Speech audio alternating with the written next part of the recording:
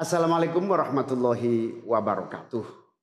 Saudara-saudara sekalian, baru saja kita mendengarkan putusan Mahkamah Konstitusi terkait hasil akhir Pilpres tahun 2024. Putusan ini sebetulnya tidak mengejutkan. Putusan hari ini mengkonfirmasi bahwa kita semua termasuk MK tak kuasa menghentikan laju pelemahan demokrasi di negeri kita tercinta. Sebagai catatan, kami sangat bangga dengan 3 hakim MK yang menyatakan dissenting opinion. Yang saya muliakan Profesor Saldi Isra, Profesor Eni Nurbaningsih, Profesor Arif Hidayat. Mereka adalah orang-orang yang mulia yang menjadi harapan bagi tegaknya konstitusi dan kembalinya marwah Mahkamah Konstitusi ke depan. Dan mereka akan menjadi catatan indah dan baik dalam sejarah kita berbangsa dan bernegara. Profesor Saldi Isra tadi mengingatkan tentang keadilan substansial, bukan sekedar keadilan prosedural. Ini adalah catatan amat penting yang sayangnya terabaikan dalam proses demokrasi kita akhir-akhir ini. Artinya kita memiliki tugas yang masih panjang. Sebab demokrasi kita sesungguhnya masih ringkih dan harus terus-menerus dijaga dan dirawat. Namun kami masih menerima dan kita semua menghormati keputusan Mahkamah Konstitusi ini sebagai keputusan yang final dan mengikat. Saudara-saudara sekalian, perlu usaha kita semua untuk terus-menerus memperkuat demokrasi. Perlu sensitivitas kita semua untuk terus-menerus menjaga agar amanat reformasi tidak tergerus walaupun proses penggerusannya berjalan pelan-pelan, sedikit-sedikit yang seringkali membuat kita terlena. Kita semua sadar, kita masih harus kerja keras, harus kerja terus-menerus untuk menyadarkan publik luas bahwa institusi demokrasi yang kuat, yang berfungsi baik, itu sama pentingnya dengan institusi ekonomi yang kuat, yang berfungsi dengan baik. Keduanya, proses demokrasi, proses ekonomi harus berjalan dengan baik, dengan efisien, efektif, dan menggunakan prinsip-prinsip yang benar. Oleh karena itu kita semua harus terus bekerja, harus terus merangkul dan memperkuat masyarakat. Agar dalam proses demokrasi masyarakat kita bisa kebal terhadap imbalan-imbalan iming-iming jangka pendek dan tahan terhadap ancaman-ancaman dan tidak ada lagi pihak-pihak yang melakukan itu pada masyarakat kita. Saudara-saudara, atas alasan ini semua kami akan terus berkomitmen terhadap gerakan perubahan dengan cita-cita jangka panjang, memperkuat pilar-pilar demokrasi serta menghadirkan keadilan dan kemakmuran bagi semua dalam kesempatan apapun yang bisa kita raih di masa yang akan datang. Cita-cita kita untuk membangun negara yang menjamin keleluasaan berbicara dan kebebasan mengkritik. Negara di mana warganya bebas memilih tanpa iming-iming imbalan sesaat dan tekanan maupun ancaman. Ini tidak akan berhenti. Kita harus terus berjuang bersama-sama. Namun saudara-saudara, kepada seluruh para pendukung yang telah menitipkan aspirasi perubahan kepada kami sebagai capres dan cawapres, kami harus sampaikan. Disinilah ujung perjuangan konstitusional kita dalam Pilpres kali ini. Keputusan MK hari ini menjadi penanda berakhirnya seluruh proses Pilpres 2024. Saudara-saudara sekalian, salah satu prinsip demokrasi yang baik adalah peaceful transition of power. Perpindahan kewenangan yang berjalan dengan damai dari presiden petahana yang segera akan berakhir masa jabatannya kepada presiden terpilih. Dengan segala catatan tentang problematiknya proses Pilpres 2024 kali ini, kami berkomitmen untuk menjaga prinsip peaceful transition of power itu.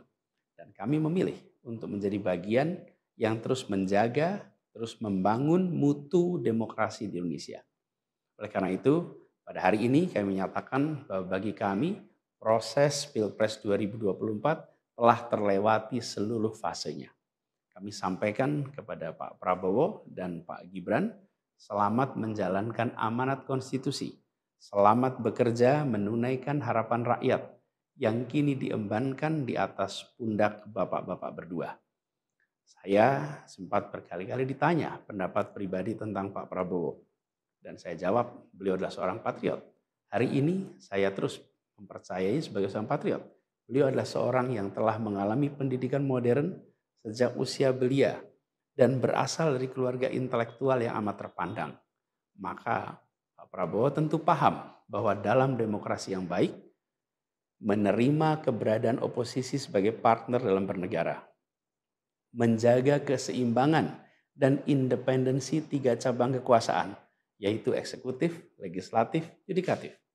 Lalu menjamin kebebasan media sebagai pilar keempat demokrasi, serta yang tidak kalah penting adalah menjaga kebebasan rakyat di dalam bersuara, di dalam mengungkapkan pendapat, di dalam berserikat berkumpul dalam sebuah proses demokrasi. Dan sebagai seorang patriot terdidik, saya percaya Pak Prabowo akan mengembalikan dan akan menjaga nilai-nilai demokrasi ini di masa-masa Indonesia ke depan.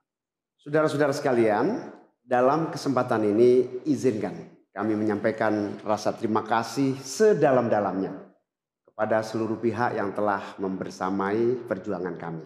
Partai pengusung, Partai Nasdem, PKS, PKB, teman-teman Timnas Amin, teman-teman tim hukum nasional, seluruh teman-teman relawan, para ulama, para tokoh-tokoh agama, para pakar dan rekan-rekan media.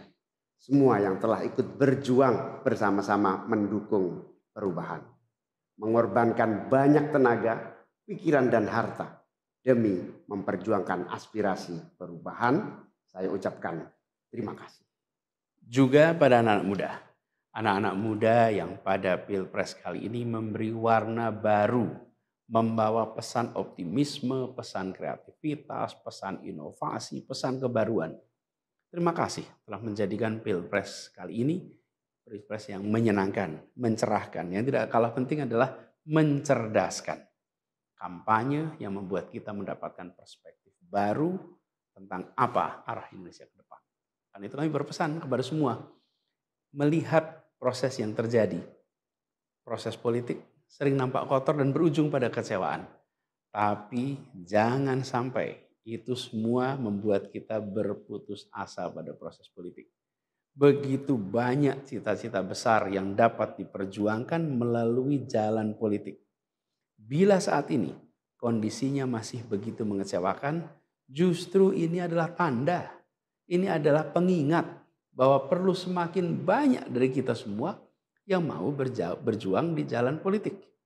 Ini adalah panggilan mereka-mereka yang berintegritas, yang menjunjung tinggi etika, yang memikirkan tentang masyarakat, tentang negara, tentang rakyat, untuk mau masuk di wilayah politik. Bawa kompetensinya, bawa integritasnya, dorong, jangan menyerah dan jangan putus asa. Jalan perjuangan masih terbentang panjang. Sepanjang usia Republik ini masih terbentang jalan pengabdian untuk melakukan perubahan bagi keadilan, bagi kesejahteraan, bagi kemakmuran kita semua. Dan itu dibutuhkan kemauan untuk mau terlibat di dalam proses politik. Jangan putus asa, mari kita jalan terus untuk perjuangan ini. Teman-teman semua, marilah kita lanjutkan perjuangan. Mengubah yang memang perlu diubah. Melanjutkan perjuangan untuk memperbaiki apa yang memang perlu diperbaiki. Dalam berbagai kesempatan dan ruang yang tersedia di masa yang akan datang. Insya Allah, saya dan Mas Anies akan terus membersamai teman-teman semua di dalam memperjuangkan kebaikan dan perbaikan menuju Indonesia yang adil dan makmur untuk semua. Tetap semangat, jaga stamina, perjuangan masih panjang. Izinkan kami menyampaikan terima kasih. Terima kasih kepada semua. Semoga Allah SWT merahmati negara Republik Indonesia dan melindungi kita semua. Assalamualaikum warahmatullahi wabarakatuh.